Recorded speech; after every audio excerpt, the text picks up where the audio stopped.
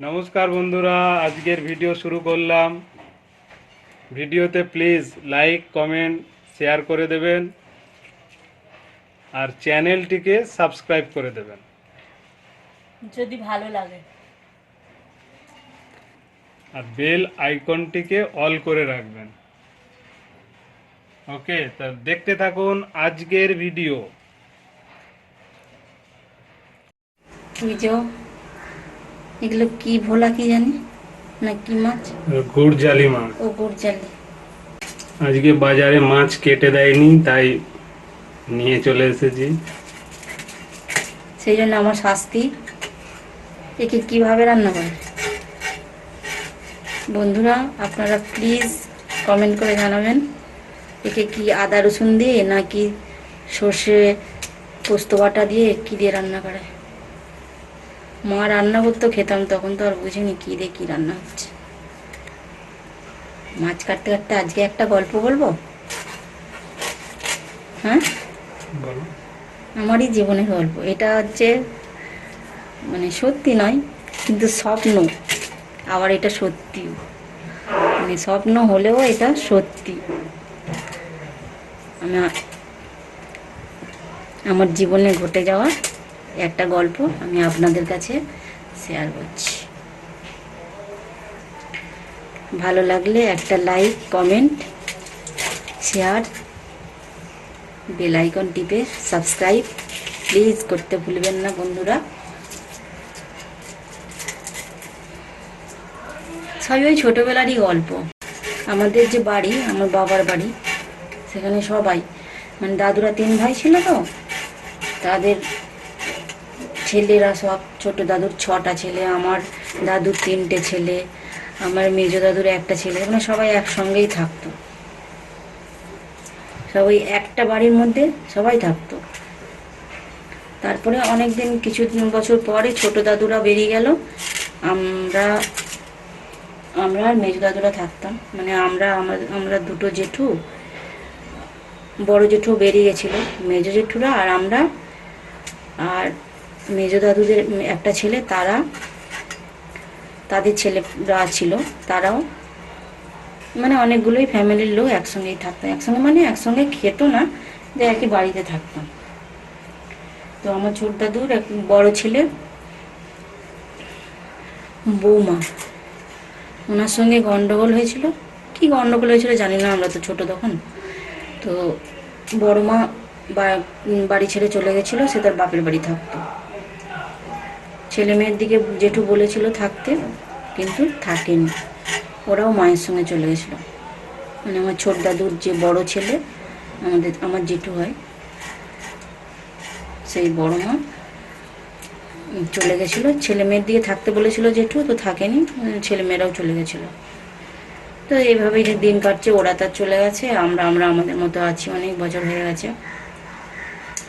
তো বড় মা, আমি তো যেহেতু পিসিমার বাড়িতে থাকতাম, বড় মার সঙ্গে সেরকম পরিচিতি নেই যে বড় মা কথা বলবো আজকে, মানে বড় মাকে নিয়ে গল্পটা। উনি বাপের বাড়ি থাকতো। তারপরে ওনার হচ্ছে একটা ছেলে, দুটো মেয়ে। বড় ছেলে, বড় মেয়ে অনেক বড়, ছেলের বিয়ে হয়ে যেতে সে ওখান থেকে, মামার বাড়ি থেকে আমাদের এইখানে চলে এসেছিল। বড় মেয়ের বিয়ে দিয়ে দিয়েছিল, আর ছোট মেয়েটা আমার বয়সী ছিল। তো তাকে নিয়ে মামার বাড়িতে থাকতো ওই বড় মা। মানে বড় মার বাপের বাড়ি খুব বড়, অবস্থা খুব ভালো, তাদের সব অনেক বিষয় সম্পত্তি, ভাইয়েরা মাস্টারি করে। হ্যাঁ, কিন্তু বড় মাকে সেইভাবে কেউ দেখতো না। একটা ছোট্ট এমনি কুঁড়ে ঘর ছিল, সেখানেই বড় মা থাকতো, আর ওই মেয়েটাকে নিয়ে, যে ছোট মেয়েটা, ওকে নিয়ে থাকতো। মানে ওই টিউশনি করতো, বড় মা গান জানতো অনেক ভালো, এসব করে দুজনের পেট চলতো তাদের। তো একদিন বড় মার বাত ছিল, মানে চলতে টলতে আবার মানে পারতো না, গাঁটারে ফুলতো শীতকালে হলে, তবু ওইভাবেই নিজেদের দুজনের মানে জীবন চলে যাচ্ছিল। তারপরে হঠাৎই বড় মা মারা যায়। এবার বড় মা মারা যেতে বড় মার ভাইদের সঙ্গে সেরকমভাবে মানে মিলমিশ ছিল না। তো এসব গন্ডগোল, জায়গাটা এখানে গন্ডগোল হয়েছিল, তাকে জোর করে একটা অন্য জায়গা, ওদেরই জায়গাতে পোড়ানো হয়েছিল। এবার মানে বাপের বাড়ির জায়গাতেই ওকে মানে বড় মাকে পোড়ানো হয়েছিল। এবার মেয়েটার কি হবে, সেই জন্য এখানে খবর পাঠালো যে এরম মারা গেছে। এবার মেয়েটা সে কার কাছে থাকবে? তখন ঠাকুমা, আমার ছোট ঠাকুমা ছিল, ছোট ঠাকুমার 6টা ছেলে, ওরা বাইরে বেরিয়ে গিয়ে বাড়ি, বিশাল বাড়ি করেছে, সেখানে সবাই একসঙ্গেই থাকে। তখন তাদের 6টা ছেলে, দুটো ছেলে মানে বড়টার কোথাও ওই যে বলছি বড় বড় মা, আর মেজোটা হচ্ছে আমাদের ওই আমরা যেই পুরনো ঘরে থাকি ওইখানে তারাও থাকে। আর 4টে ছেলে মানে আমার যে ছোট দাদুর আর যে 4টে ছেলে, ওরা বেরিয়ে গেছিলো এক জায়গায়, সেখানেই ওরা থাকে। তারপরে খবর দিতে সবাই গেল, গিয়ে বাধ্য হয়ে কী করে মেয়েটাকে নিয়ে আসলো, ওর বৌদির কাছে থাকতে দিল। ওর বৌদি এখানে থাকে যেহেতু, ওর বৌদির কাছে ও থাকলো। এবার যে বড় মা মারা গেছে সবাই তো গেল দেখতে সেখানে। এবার আমরা তো দেখিনি মারা, মানে এটা বডিটা আমরা দেখিনি। ওনার যে মেজো যাটা ছিল, মানে ছোট দাদুর যে মেজো বউ মারেছিল, সব তারা গেছিলো, তারা দেখেছে। এবার আমি জানি না। এবার আমি রাত্রিবেলা মানে স্বপ্ন দেখছি যে আমি শুয়ে আছি, কেউ যেন মানে আমার বিছানাটাকে নাড়াচ্ছে দোলনার মতো নড়ছে। আমার এত ভয় লাগছে, মানে চোখ চাওয়ার চেষ্টা করছি, কিছুতেই চোখ চাইতে পারছি না। মানে হাউমাউ করছি, আওয়াজ করছি, যেন কেউ আমার আওয়াজ শুনতে পাচ্ছে না। এবার ওইরকম করতে করতে পুরো খাট থেকে মানে বিছানায় থেকে পড়ে গেছি, আবার উঠে শুয়েছি। মা বলে কী হয়েছে? বলি কী যেন দুলছে এরকম করে, বলে কিছু নয়, বলে আমাকে আবার শুয়ে দিয়েছে। আমি আবার মানে শুয়ে পড়েছি। খালি মনে হচ্ছে যে আমি আর ঘুমোবো না, সকাল পর্যন্ত জেগে থাকবো, চোখ চেয়ে থাকবো, কিন্তু চোখ তো ঘুমে তো টেনে নিচ্ছে, সেই আবার দুলছে সেই মানে বিছানাটা। আর চেঁচাচ্ছি, আমি যেন ঘুমের ঘরেই চেঁচাচ্ছি, কেউ শুনতে পাচ্ছে না। তখন একটা মেয়ে হলুদ রঙের শাড়ি আর সবুজ রঙের পাড়, কালো করে, মানে রোগা, নাকটা কাঠারি একদম, চুল পাতিয়ে আঁচড়ানো, সিঁদুর পরে আছে। এবার আমাকে যেন জোরে টানতে যাচ্ছে, আমি যেন চেঁচাচ্ছি, কেউ শুনতে পাচ্ছে না। তো আমি তখন তাকে জোরে যেন ঠেলে দিতে যেন সে অনেকটা দূরে সরে গেছে। তারপরে আমার ঘুমটা ভেঙে গেছে। এবার আমি তো হাউ মাউ করছি, খাট থেকে পড়ে গেছি। মা রে এসে বলে কী হয়েছে? আমি আমাকে কি ভয় পাচ্ছে বলে, মা তো বলে কিছু না, এখন চুপ কর, দিনের বেলা বলবি।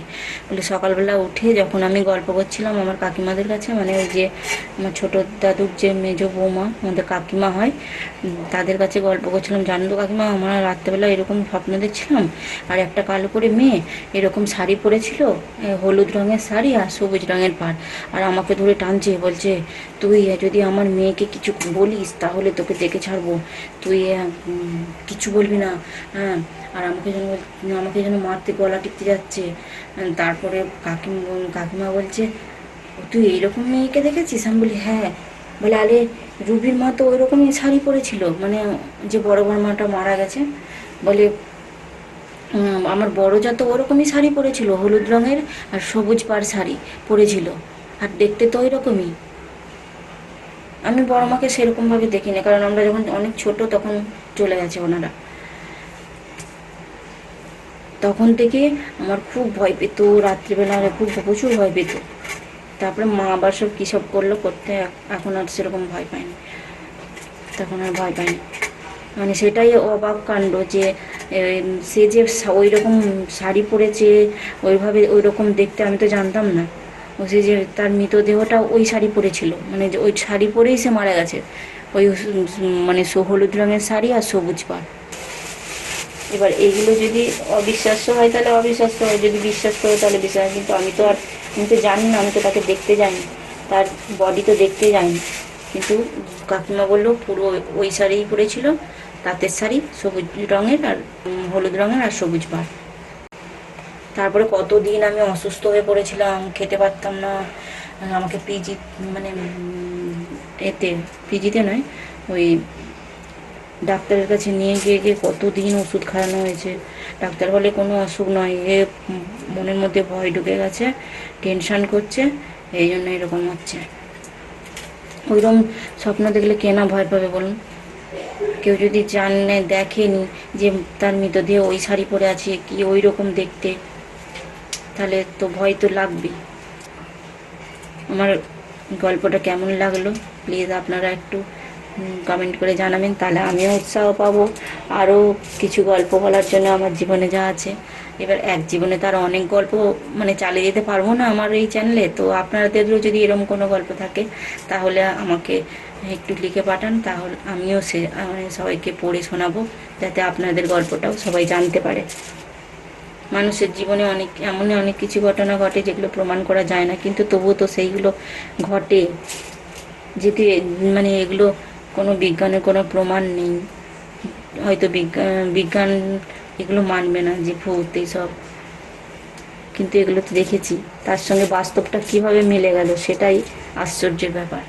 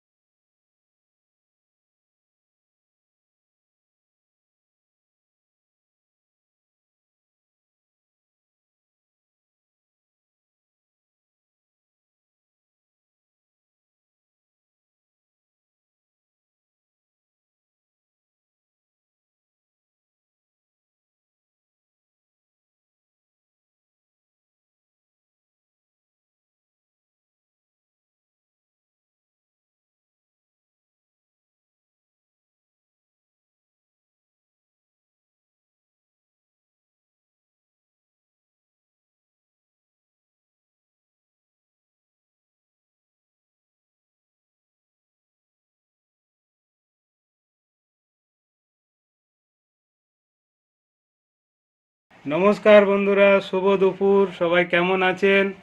আমরা খেতে বসে গেছি। আমাদের মেনু দেখুন। গুড়জালি মাছের ঝাল, তার পুঁই ডাঁটা দিয়ে, গাজর মিশালি সবজি দিয়ে, তো চিংড়ি মাছ দিয়ে তরকারি, আর এটা হচ্ছে পেঁয়াজ কলি ভাজা, আর ভাত আর রুটি। প্লিজ সবাই একটু ভিডিওতে লাইক, কমেন্ট, শেয়ার করবেন, আর চ্যানেলটিকে একটু সাবস্ক্রাইব করে দেবেন। প্লিজ। Thank you.